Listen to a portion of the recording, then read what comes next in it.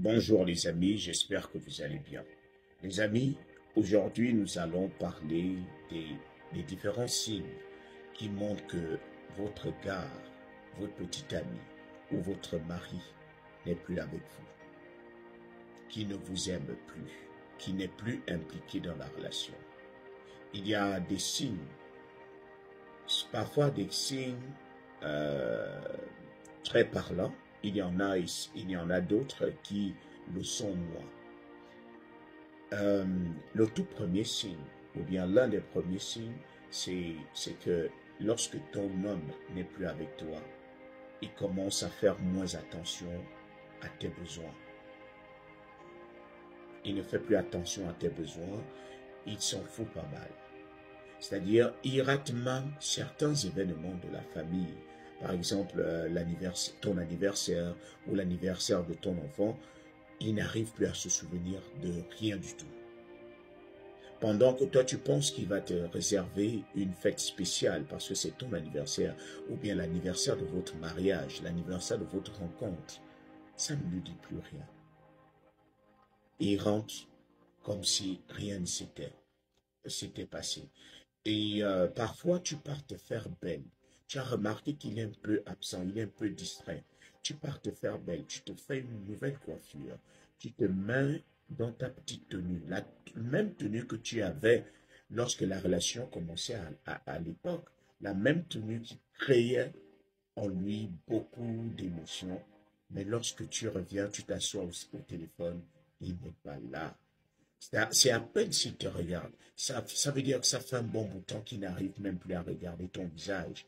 Parce que tu t'es fait coiffer, mais il ne remarque pas que tu as une nouvelle coiffure. Il ne remarque pas que tu es belle. Ses yeux n'arrivent même plus à se poser sur toi. Il est parti. Euh, le deuxième, c'est que il devient très distant. C'est-à-dire, tu as l'impression que il est là physiquement, mais spirituellement, il est parti. Il n'arrive plus à faire comme vous le faisiez à l'époque. C'est-à-dire, vous vous mettez devant la télé, vous regardez un film, vous commentez le film ensemble. Mais tu vas remarquer qu'à 19 heures à peine, il prend son téléphone, il part dans la chambre, il te dit non, j'ai un peu mal à la tête, je vais aller dormir. Et lorsque tu pars faire un tour dans la chambre, tu le trouves au téléphone. C'est-à-dire, il cherche à, à se retrouver toujours seul, alors que les moments où il est avec toi sont des moments rares. Tu veux qu'il partage un peu cette intimité-là avec les enfants, vous regardez la télé, vous commentez, vous riez ensemble, comme vous le faisiez avant. Mais malheureusement, ce n'est plus le cas. Alors, un autre signe qui montre qu'il est réellement parti, c'est que il n'arrive plus à parler de votre futur. C'est à savoir s'il parle même encore des projets communs. C'est-à-dire, la seule fois que tu l'entends parler d'un projet, il dit le je, il ne parle plus de nous. Et si vous n'êtes pas déjà engagé, si vous n'êtes pas déjà marié, pendant que toi tu t'attends à ce qui te surprenne en disant, il faudrait qu'on commence à planifier, à chercher une nouvelle maison parce que lorsqu'on va se marier, lorsque je vais venir me présenter, il faudrait que nos situations soient à tel ou tel niveau. Non, il n'en parle plus. Et l'autre signe, c'est que sur le plan de l'intimité, il n'est plus avec toi. C'est à peine, à chaque fois que tu essayes de le réveiller, peu importe l'heure à laquelle tu vas le réveiller pour lui dire, il faut que tu t'acquittes de ton devoir d'homme marié. Il va te tourner le dos, il va te dire qu'il est fatigué, il va te dire qu'il peut-être qu'il mange aux mauvaises heures. Le boulot est trop fatigant. Tu commences à t'inquiéter. Il est partant. Et tu vas même remarquer que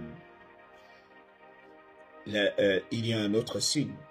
C'est que lorsqu'il est parti, il n'hésite plus à te blesser. Quand je dis qu'il n'hésite plus à te blesser, c'est au niveau des paroles. Tu remarques bien, tu remarques bien que lorsque vous commenciez votre relation, à chaque fois qu'il voulait te parler, même lorsqu'il était fâché, il habillait ses mots. C'est-à-dire, il faisait en sorte que les mots qu'il sort de la bouche, que ces mots ne soient pas très violents, ne heurtent pas ta sensibilité. C'est-à-dire, il s'inquiétait. Il avait encore ce souci de toi.